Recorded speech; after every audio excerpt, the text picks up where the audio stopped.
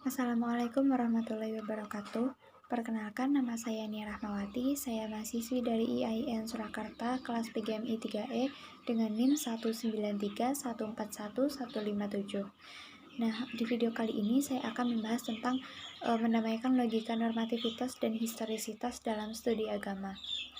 Yang pertama, problem psikologis umat Islam dalam memahami agama. Masyarakat majemuk atau plural society adalah dinamika alamiah yang tidak bisa dipungkiri. Nah, pluralitas ini tidak hanya terjadi dalam berbagai macam perbedaan antar budaya, agama, suku, dan juga bahasa.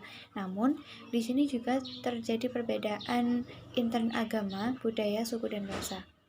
Yang dimaksud dengan problem psikologis umat Islam dalam memahami agama itu adalah terjadinya benturan pemikiran dengan tools yang berbeda.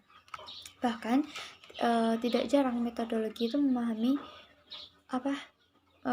ajaran yang terjadi pemisahan yang tegas dan ekstrem.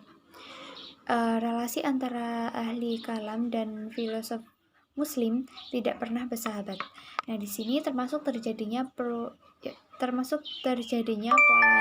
polarisasi antara teolog dan juga ahli fikih. Golongan yang menjalankan ajaran agama dengan syariat saja atau hakikat saja antara Islam formatif dan Islam substantif, antara kaum esensialis dan juga kaum eksistensialis, ini mengakibatkan kemunduran dan kebingungan di dalam internal umat Islam. Yang kedua, nalar normativitas. Nah, dialektika dalam memahami studi agama yang bernada normativitas ini didukung oleh agamawan, teolog, dan juga ahli fikih. Ada ahli tafsir klasik. Nah, dalam metode dekade belakangan ini, nalar normatif itu mulai menampakkan kemandulannya dan mendapatkan pertentangan oleh beberapa ilmuwan Muslim yang menjuluki pembacaan normatif dengan pembacaan yang absurd, kaku, dan juga rigid maupun absolut. Itu pembacaan normatif mengacu pada teks-teks keagamaan dan mengambil istinbat dari teks keagamaan dengan metodologi penafsiran yang sudah ada. Nah, Abid Al-Jabiri mengartikulasikannya dengan metode bayani. Nah, metode bayani di sini yaitu mengartikulasikan makna teks dengan melihat teks atau istinbat. Baru kemudian setelah itu kemudian melihat fakta yang harus dihukumi sesuai teks tersebut. Nah, logika normativitas ini dinamakan juga logika formalisasi Islam yang fokus pada teks. Kemudian selanjutnya ada nalar historisitas. Nah, menurut Amin Abdullah, pembacaan historisitas dalam sebuah kajian keilmuan agama ini adalah pembacaan yang baik. Historisitas memandang Islam lebih applicable dan mampu mentransform antara data dan realita, antara pure science dan juga applied science, dari esensi menuju eksistensi. Arkon menyatakan bahwa pendekatan historisitas ini sangat penting untuk menantang segala bentuk pensakralan dan penafsiran transenden normatif.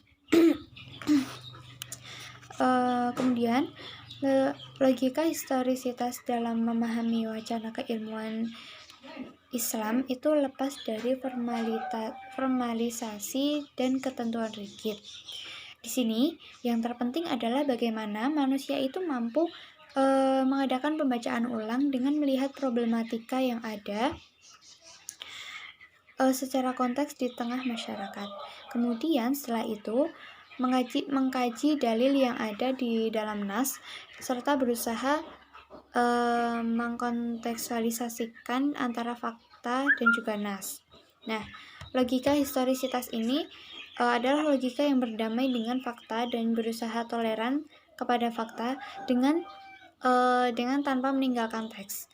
Upaya ini diadakan dengan harapan agar agama bisa kembali hidup dan kompatibel dalam menjawab realitas. Materi selanjutnya adalah upaya mendamaikan nalar normativitas dan historisitas. Yang pertama itu ada logika integralistik. Nah, di sini upaya penyatuan nalar normativitas dan historisitas itu perlu dilakukan dengan alasan, yaitu yang pertama, mengartikulasikan teks tanpa melihat realitas, hanya menjadikan teks sebagai gagasan dan bukan sebagai wawasan, apalagi sebagai problem solving kehidupan manusia. Yang kedua, upaya dialogis antara normativitas dan historisitas ini menghasilkan satu kekuatan yang valid untuk mendialogkan antara teks dan realitas. Nah, logika semacam ini bisa juga dijadikan sebagai ide segar untuk menghindari kekakuan logika berpikir yang ada. Kemudian harus ada batasan-batasan yang jelas di mana logika berpikir normativitas itu ditempatkan dan di mana logika berpikir historisitas itu ditempatkan. Nah, upaya integrasi antara dua nalar ini diperlukan untuk menjaga kestabilan agama dalam studi agama yang multidisiplin, interdisiplin, namun tetap mengacu dan bersahabat dengan teks. Selanjutnya, materi terakhir ada logika integralistik dalam harapan. Nah, dua model pendekatan agama di atas tadi itu sangat relevan, bahkan sangat dibutuhkan di era masyarakat majemuk seperti saat ini.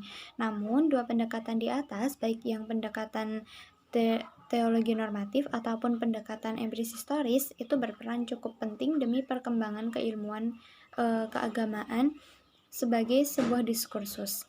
Nah, di sini pada akhirnya idealnya di dalam diri para ilmuwan itu telah terjadi internalisasi antara logika normativitas dan juga historisitas ini. Nah, demikian materi yang saya sampaikan. Apabila materi yang saya sampaikan mungkin sulit dipahami atau ada salah kata dari saya mohon maaf yang sebesar-besarnya. Wassalamualaikum warahmatullahi wabarakatuh.